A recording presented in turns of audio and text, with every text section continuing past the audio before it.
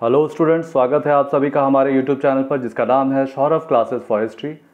आज से मैं झारखंड लोक सेवा आयोग की मुख्य परीक्षा के झारखंड से संबंधित कुछ महत्वपूर्ण विषयों को प्रतिदिन लेकर उपस्थित होऊंगा।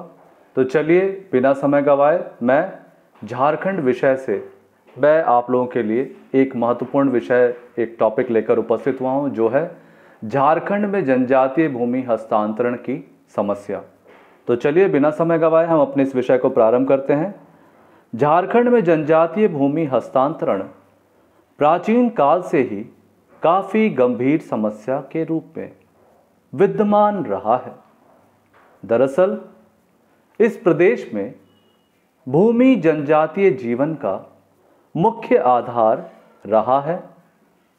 यह प्रत्यक्ष या अप्रत्यक्ष रूप से जनजातियों के जीवन एवं आजीविका का महत्वपूर्ण साधन रहा है, लेकिन गैर जनजातियों द्वारा जनजातीय भूमि का अवैध हस्तांतरण के परिणाम स्वरूप झारखंड की जनजातियों में भूमि अलगाव की समस्या उत्पन्न हुई है। झारखंड प्रदेश में सबसे पहले मुंडा जनजातियों का आगमन हुआ। उन्होंने अपने जंगलों को साफ कर उसे खेती के लिए तैयार किया। वैसे मुंडाओं को मुंडा खुटकट्टीदार कहा गया। इसके बाद उरांव ने इस प्रदेश में आकर जंगली भूमि साफ करके इसे खेती लायक बनाया और ये भुईहरी खुटकट्टीदार कहलाए। इसके पश्चात अन्य जनजातियों द्वारा इस क्षेत्र में प्रवेश किए गए। प्रारंभ में इन जनजातियों के प्राचीन राजतंत्र शासकों से अच्छे संबंध रहे। वे लोग एक दूसरे के साथ सहयोग करते थे, लेकिन आगे चलकर जब शासकों को भूमि की आवश्यकता महसूस हुई तो इन्होंने इस क्षेत्र को भूमि का अधिग्रहण करना प्रारंभ किया और वैसी भूमि को इन्होंने अपने संबंधियों, परिचितों, बाहरी लोगों आदि को देना प्रारंभ किया। इसके बाद यह प्रक्रिया तेजी से बढ़ती चली गई और यह अनुदान ब्राह्मणों, मुसलमानों, राउतियों, सिखों और गैर आदिवासियों के बीच हस्तांतरित होती गई। आगे चलकर मुगल काल में भूमि पर अधिक दबाव बढ़ने लगा। इस कारण अनेक बाहरी लोगों को जनजातीय भूमि का हस्तांतरण अनवरत जारी रहा। इन सभी परिवेश में निरंतर जनजातीय भूमि गैर जनजातीय लोगों को हस्तांतरित किए गए। इस प्रकार झारखंड, जो कि एक जनजातीय बाहुल्य प्रदेश था, अब दिकुओं का मतलब होता है बाहरी लोग, के अधिकार में आने लगा। इस प्रदेश की एक अपनी मौलिकता रही है।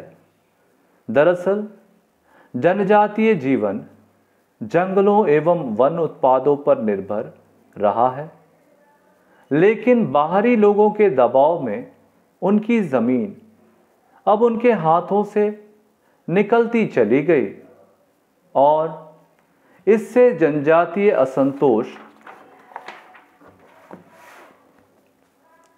उभरता चला गया। इसके पश्चात अंग्रेजों के आगमन इन प्रदेशों में होते हैं। अंग्रेजों ने जंगली भूमि एवं उनके उत्पादों पर लगान तो लगाया ही, साथ ही साथ उनके बीच महाजन, व्यापारियों, सूदखोरों के वर्ग को लादना प्रारंभ किया।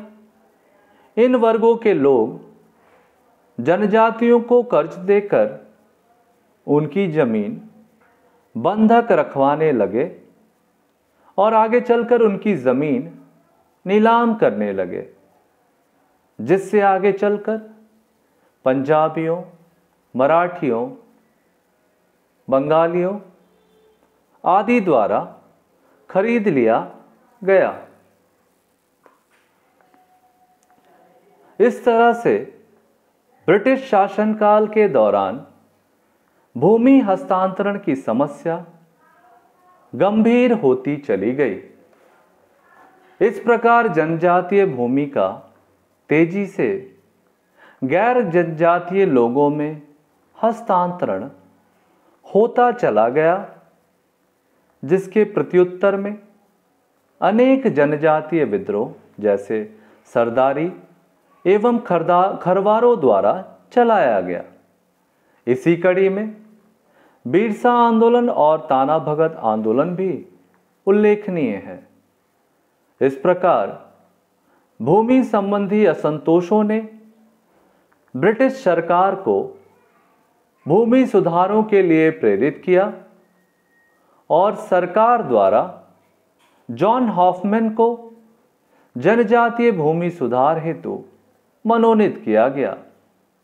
जॉन हॉफमैन की अनुशंसा पर नवंबर 1908 को छोटा नागपुर काश्तकारी अधिनियम, जिसे CNT एक्ट भी कहा जाता है, पारित हुआ। इसके बावजूद जनजातीय भूमि हस्तांतरण समाप्त नहीं हो सका। 1947 के बाद भारत की स्वतंत्रता के बाद जनजातीय भूमि हस्तांतरण रोकने के लिए अनेक कानून पारित किए गए।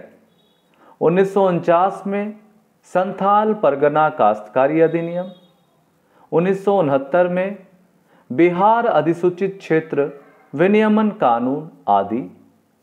इसके अलावे समय समय पर इन कानून के प्रावधानों में आवश्यक संशोधन भी किए गए, लेकिन दलालों एवं बिचौलियों की मिली भगत के कारण इन कानूनों को दृढ़तापूर्वक लागू करवाना एक कठिन कार्य बनकर रह गया।